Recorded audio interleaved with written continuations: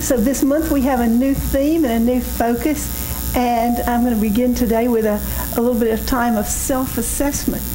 And now this self-assessment is not meant to instill guilt or bad feelings about ourselves. We don't do that here much. Only when you know. But rather to take an honest look at where we are. And when we know where we are, then we have a better idea about where we can go. So, free from any guilt or personal pressure or shame, are you ready to take an assessment? Okay. And so our first one is, do we have it this time? Oh, we still don't have it. Oh, well, that's okay. Assessment 1.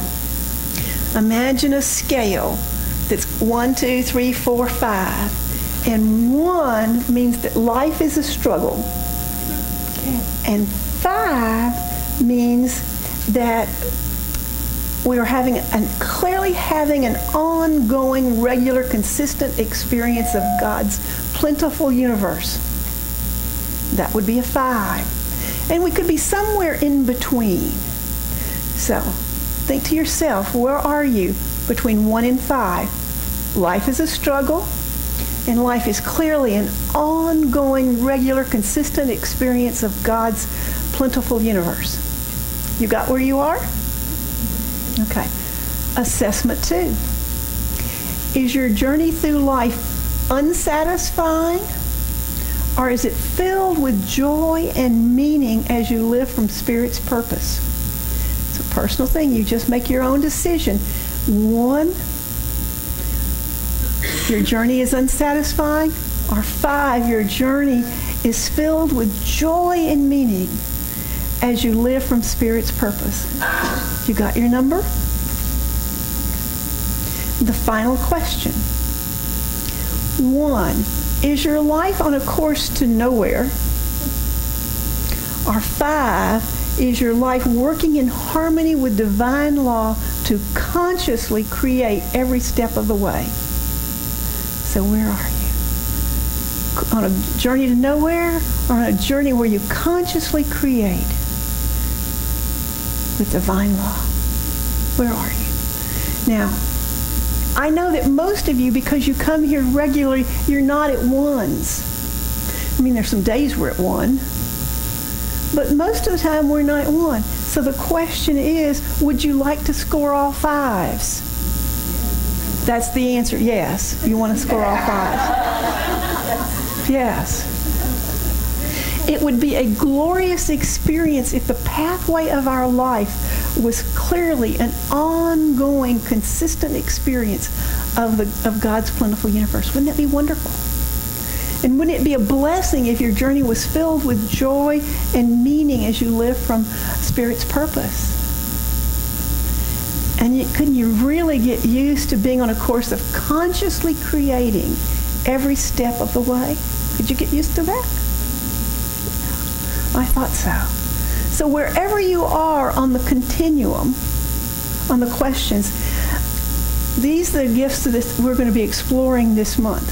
We're going to be exploring a pathway of God's plenty, a journey of the joy of Spirit, and a course of conscious creation.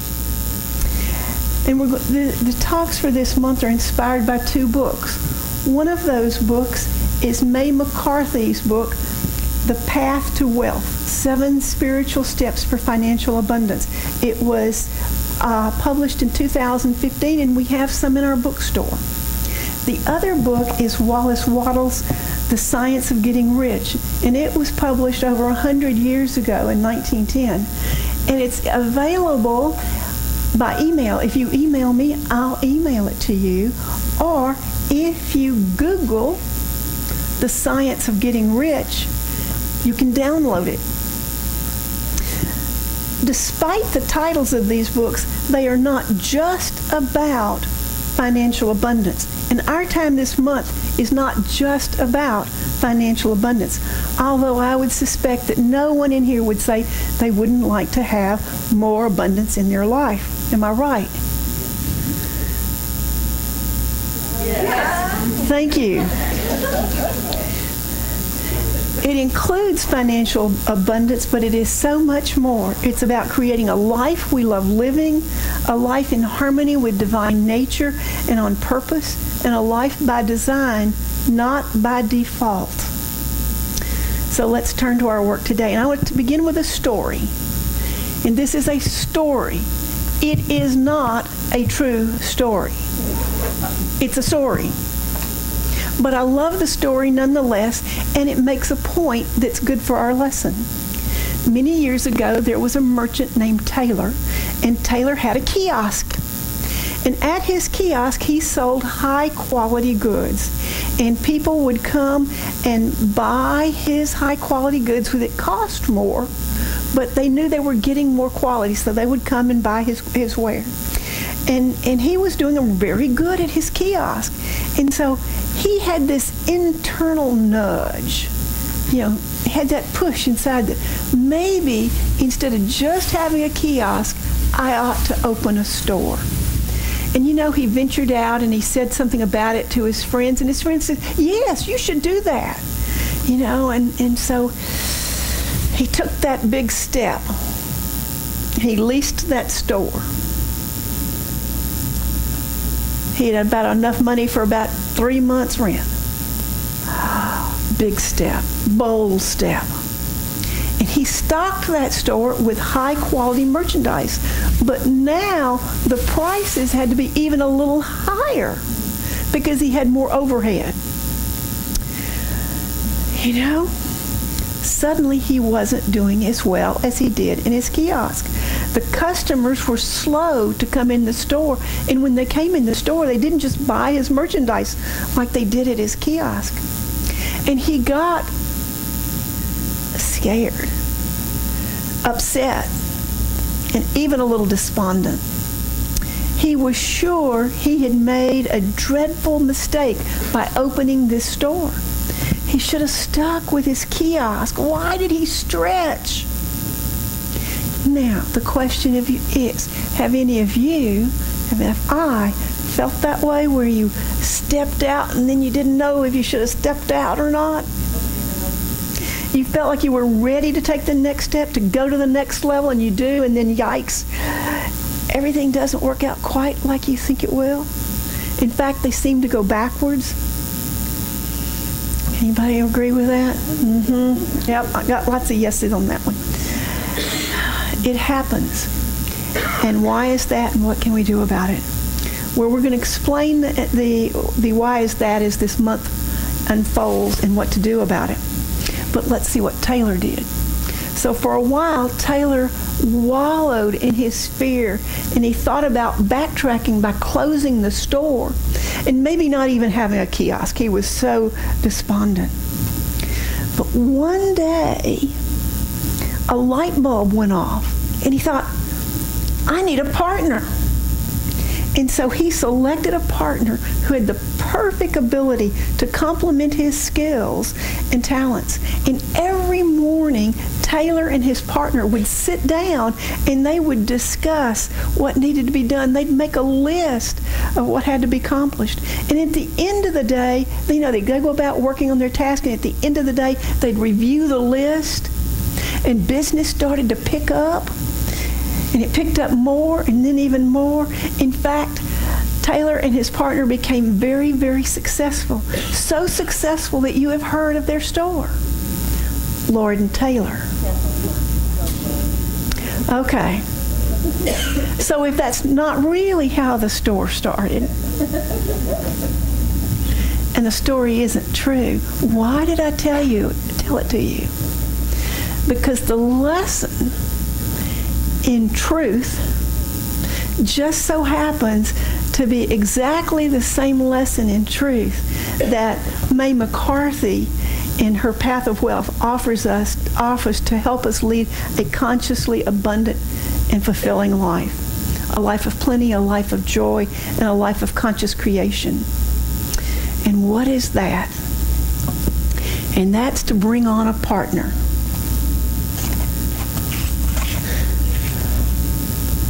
I lost my place. Hardly, just one second. I have been blessed to experience wonderful business opportunities and successes, but I didn't do all this work and planning alone. Others helped me, and more importantly, the all-knowing power of the universe that I call the CSO helped me. The power guided me to do what I needed to do to receive what I wanted. All I had to do was trust the direction I received and work with the CSO as my partner. As my trust in the universal power matured and I grew in my partnership with the CSO, my success and prosperity increased immensely. The work also became easier because I felt increased power and peace and happiness. The work didn't seem so burdensome. At times, it felt like I was actually doing less. So do you have the CSO as your partner in all that you do in your life? Are you like a lot of people like Taylor that only calls on universal support and help when they're in trouble? I have to say that sometimes I'm out there doing my thing, trying to take care of every little thing, not calling on my CSO. What if instead we created that relationship on an ongoing basis, consciously, consistently, and intentionally? What if we recognized and realized our role in the relationship and the CSO's role? What if we did our part and we let the CSO do the CSO's part? So what might those roles be? Well, I believe that our role would have 4 parts. And the first part would be to decide what we want. You know, that can be a stumbling block at times. There are times when I'm really clear about what I want and where I'm focused and what I'm working toward. Like when we wanted this building, all of us were focused on this building. It was really clear. In other times, I'm not so clear at all. You know, anytime I feel like that I am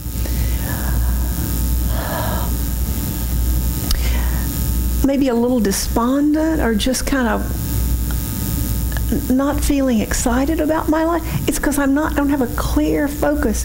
In Proverbs 29:18, the verse is, where there is no vision, people perish. And I can't tell you how many times people come to me and say that their life is not working. And when I say, well, how would you like for me to pray with you? Well, make it better. Our CSO doesn't exactly work that way. We have to know for us, what is it that will make us better? And the second thing we have to do is we have to consciously stay in alignment with what we want. Emerson wrote, "Stand guard the portals of your mind."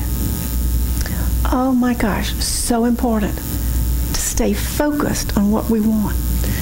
Our third role is to be grateful for what we want even before we have it.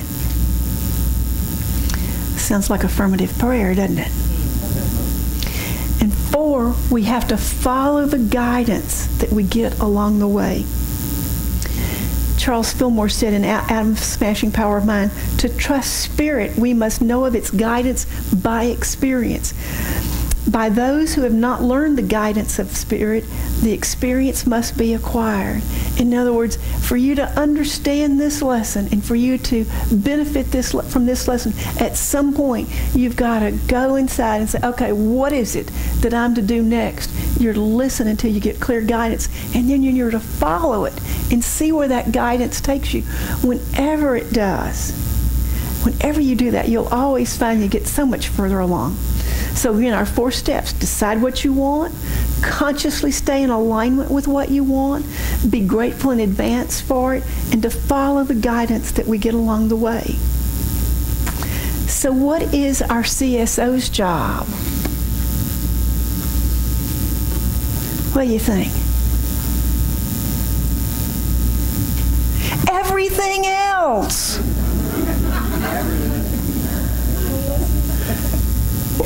Wouldn't that be great? Our CSO creates the path. Our CSO brings the opportunity. Our CSO gives us the resources to bring the good that we've defined. The CSO's job to give us the guidance. And so when we do our job and we let the CSO do their job, which it always will, with mathematical precision and with no need for interference from us. When we do that, we will be, yes, Chief Spiritual Officer. Sorry. You will be, when we let our CSO do the work, we will be firmly planted on the pathway of God's plenty, the journey to the joy of spirit, and a course of conscious creation. I don't know where I dropped that telling you that. Maybe I just assumed you'd know. Swami again. So I want to read to you a little bit out of the book, The Science of Getting Rich. And this is something that comes from chapter 4. And it's about consciously staying in alignment with what we desire. And here's the groundwork. And for those of us who have taken Prosperity Plus, we have heard this before. There is a thinking stuff from which all things are made, and which in its original state permeates, penetrates, and fills the inner spaces of the universe. A thought in this substance produces the thing that is imagined by the thought. We can form things in our thought, and by impressing our thought on this formless substance can cause the thing we think about to be created. It's a wonderful, wonderful description of what quantum physicists would call energy. Charles Fillmore said, "Thinking is formative. Every thought clothes itself in a life form according to the character given it by the thinker." So here's a few more Waddell's words. To think what you want to think is to think truth. To think what you want to think is to think truth, regardless of appearances. Everyone has the natural and inherent power to think what we want to think, but it requires far more effort to do so than it does to think the thoughts which are suggested by appearances. And where do we get appearances from? Culture. Television, newspaper, our friends, Facebook. To think according to appearances is easy. To think truth, regardless of appearance, is laborious and requires the expenditure of more power than any other work we are called upon to perform. Oh, that means that one of those steps is really hard. There is no labor from which most people shrink as they do from that of sustained and consecutive thought. This is especially true when truth is contrary to appearances. Many times when you come here for a prosperity class, we work on money first because it's easy. Money is easy to generate, manifest. Cars are easy. To think health when you're surrounded by the appearance of disease requires a lot of power. Way more power. And so sometimes we start out by suggesting that you practice this consistent thought in very easy ways. When we did the book E Squared, we suggested that you look for a particular kind of car, and we were all amazed that no matter what we looked for, we could then see. I remember when I thought that there weren't any purple cars. I said, I'm going to see a purple car. And then I began to see all sorts of red cars and all sorts of blue cars. And then, my gosh, I started seeing lots of purple cars. When we concentrate, when we start, the other thing that we suggest that you do is envision having a parking spot. How many of you can get parking spots? Lots of you are raising your hands. It's just as easy to get anything else as it is to get parking spots, except that you and I believe that parking spots are easier. It's what we believe. And so we've done it once, and now we can do it. I just know that there's going to be a parking space. You know, now that I live in Florida, I not only want a parking space, I want one in the shade.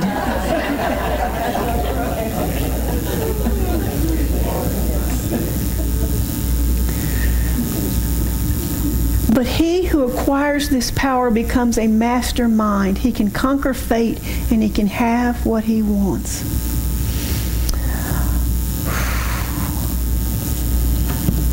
You and I have a big job. We have to decide what we want. And then we have to think consistent thoughts. And we have to think those consistent thoughts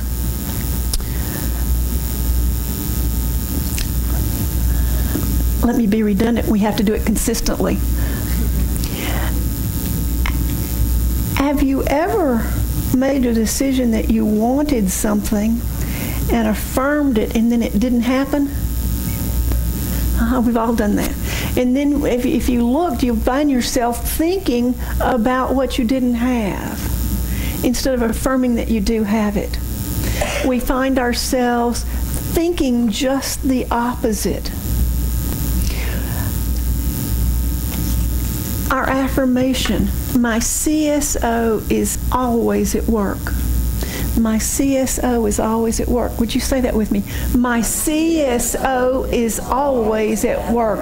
My chief spiritual officer is always at work. It's always bringing about what I'm thinking about, what I'm holding in my heart.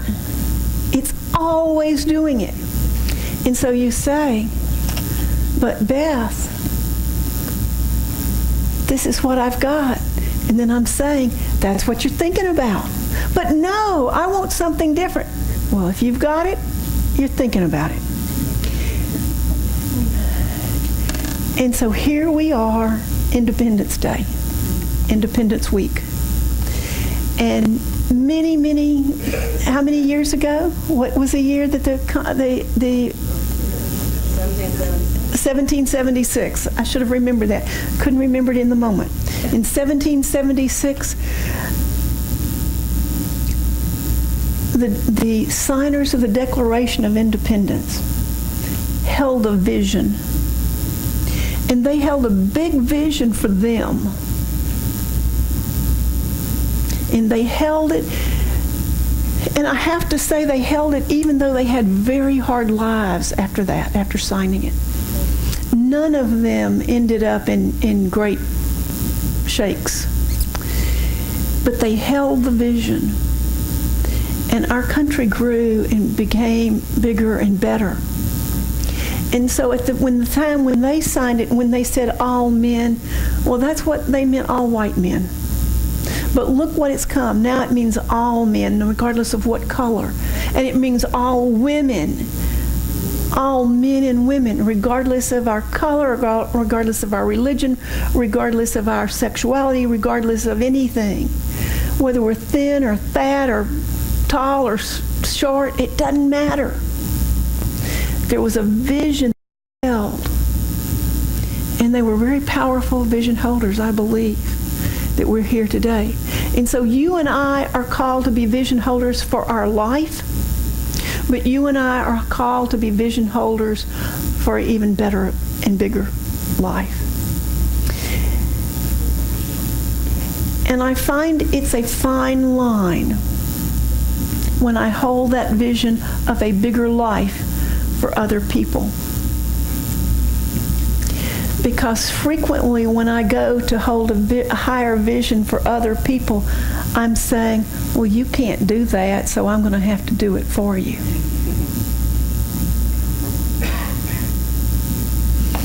And so what am I putting into the universal spiritual officer's mind? I'm putting the thought out there that there are people who can't. Does this mean that I wouldn't feed somebody that was hungry? No, it doesn't mean that I would feed somebody that was hungry. But I have to remember that they have the power to hold a vision for themselves. And that their vision for themselves is what's ruling their lives. Their vision and their chief spiritual officer. I cannot change what happens for them. Who can change what happens for them? They can. And so what you and I have to do is we have to hold a vision so high for ourselves and a vision high for our country that we empower people to hold a bigger vision. We have to get over there and live in those fives so that the people that come near us say, wow, what's going on in your life? How are you able to do that? Well, I work with my chief spiritual officer. I have a CSO. Why don't you hire a CSO? They're free. Check in with your CSO. You and I have to empower people to understand that they have that same power that you and I have. And the way we do that is by using it in our own lives and modeling it in our own life. And so in our partnership, we have to remember that we have to think truth with a capital T in order to unleash our CSO to work in our life, to create opportunities and resources to bring us good. We have to think with a capital T that there is that abundance available for us. Because we have to understand that when we are fearful and we think small thoughts, we have a fearful mindset, we do not allow our CSO any room to work. We limit our CSO. And so you and I have to hold a thought big enough to give our CSO room to work in our life, in our country, in the world, for our planet. Our partnership requires us just 4 things. Deciding what we want, consciously staying in alignment with what we want, believing that it's possible, knowing that it's possible, being grateful in advance for it, and then following the guidance that we get along the way. And then our chief spiritual officer, our CSO, can do the rest. That's your charge for the week, to do these 4 things. And next week we'll talk about this. We'll go a little further with it. But your affirmation, my CSO is always at work. Together, my CSO is always at work. And that is really the truth.